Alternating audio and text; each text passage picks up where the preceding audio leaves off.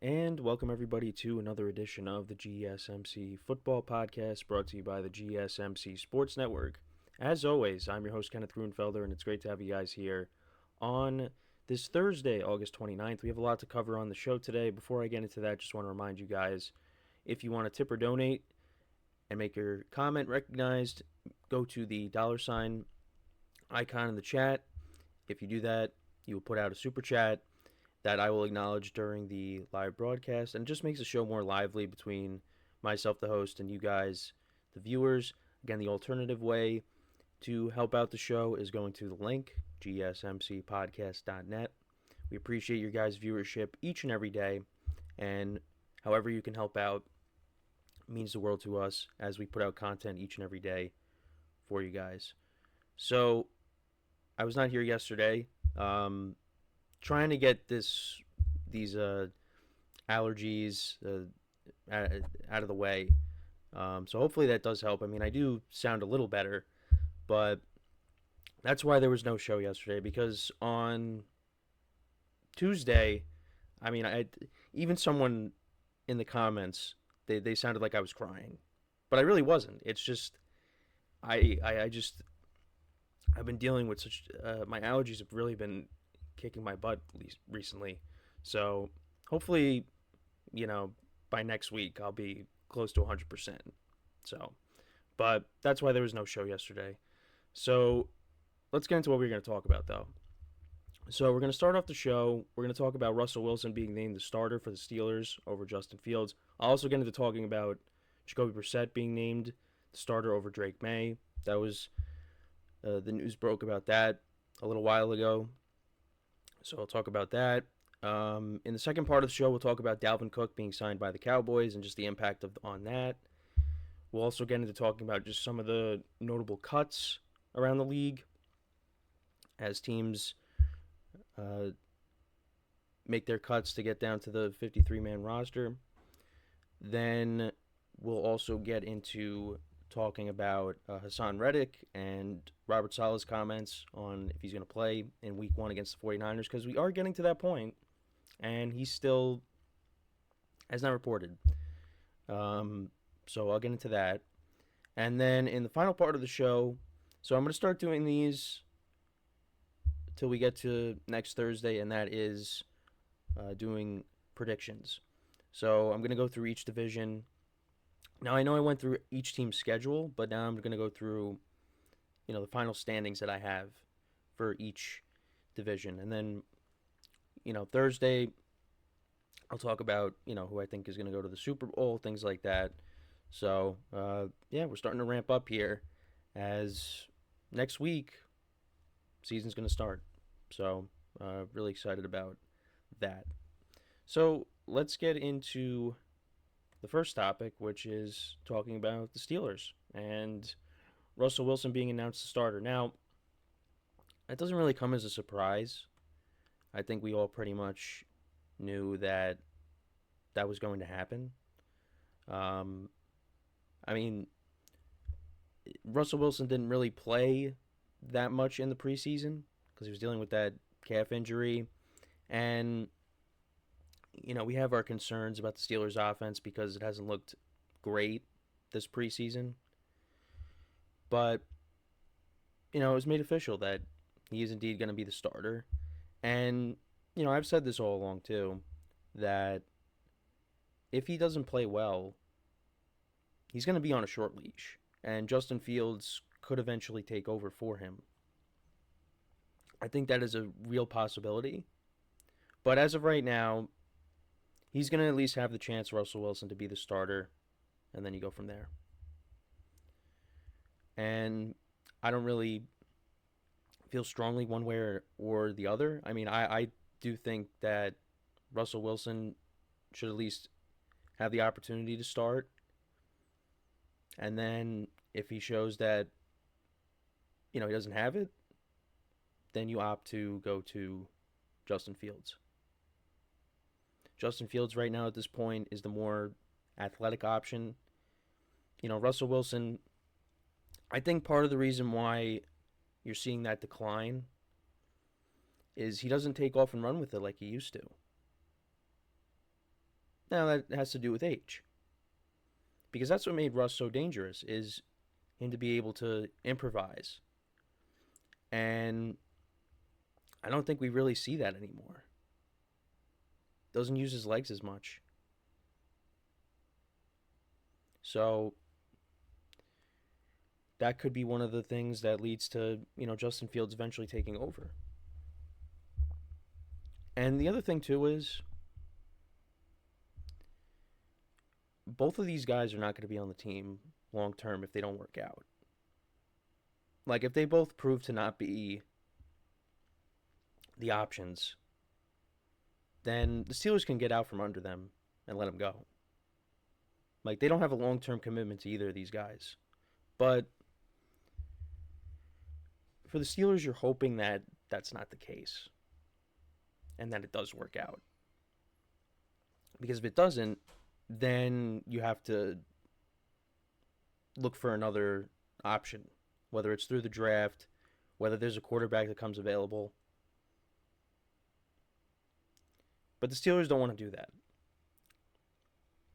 One of these guys they're hoping is the solution. And I'm not going to sit here and tell you I definitely think one of these guys can be the solution, especially because one of them is in their mid-30s. But I do think the Steelers are in a better position than they were in last year with their quarterback room. And I do think that they're going to be a team that hangs around and tries to make the playoffs. And a lot of that has to do with their head coach, because the Steelers have never had a losing season under Mike Tomlin. And no matter what they trot out there, they always seem to be in the mix for the playoffs.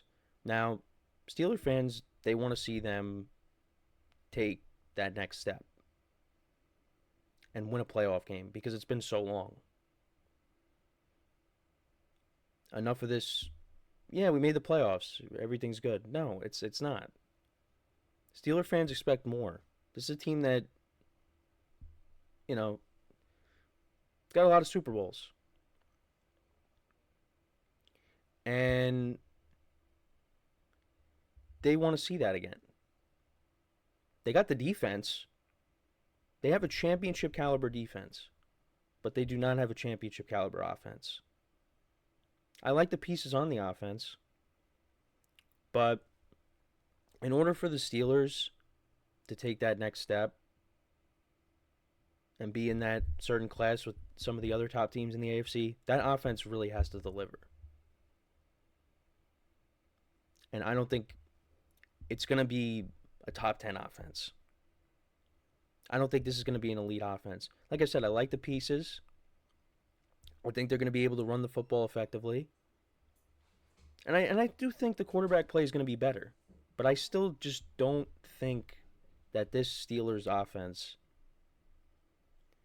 is going to be one of the top offenses in the league. And I don't think really anybody's saying that, but I'm just throwing that out there too. Whether it is Russell Wilson or Justin Fields starting. I don't think Russ had a bad year last year, but a lot of people point to those stats and say they're misleading because a lot of it was checkdowns. He can't really see the middle of the field. Stats don't tell the whole story. But either way, Russ didn't have a bad year. The Broncos at one point were in a position where, hey, maybe they could make the playoffs. So, if Russell Wilson can play like he did last year and not the year before in Denver, then the Steelers are going to be in the mix.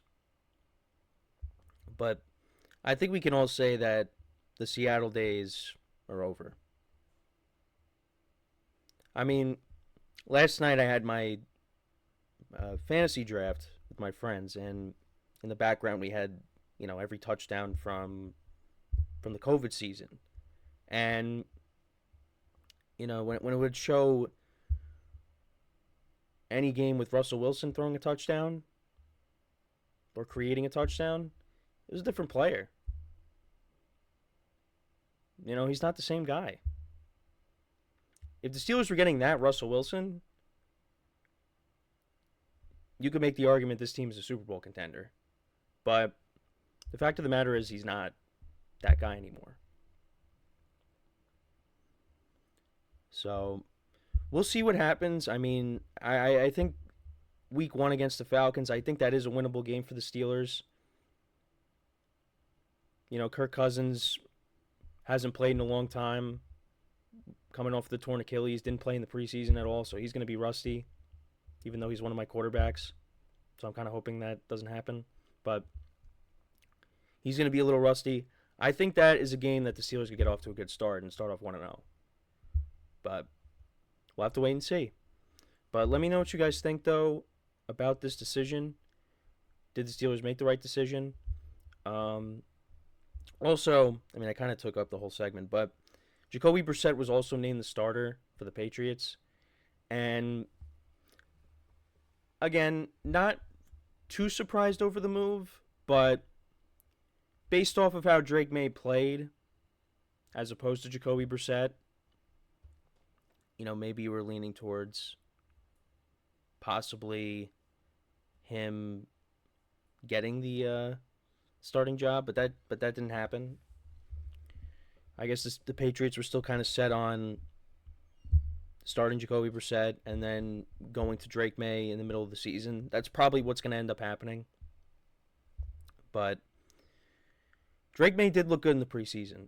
So, for Patriot fans and the organization, they're hoping that he is the guy and he brings them back to the promised land. Back to being a, contender. But they still got a lot of work to do. There's a lot of rebuilding that they got to do. But, yeah, so Jacoby Brissett was named the starter. We talked about Russell Wilson being named the starter. Let me know what you guys think about those moves by those two teams. And with that now, we are going to take our first break of the show. And then when we come back, we'll talk about Dalvin Cook joining the Cowboys, what that means for them going into the 2024 season. So with that being said, stick around, and we'll be right back here on the GSMC Football Podcast.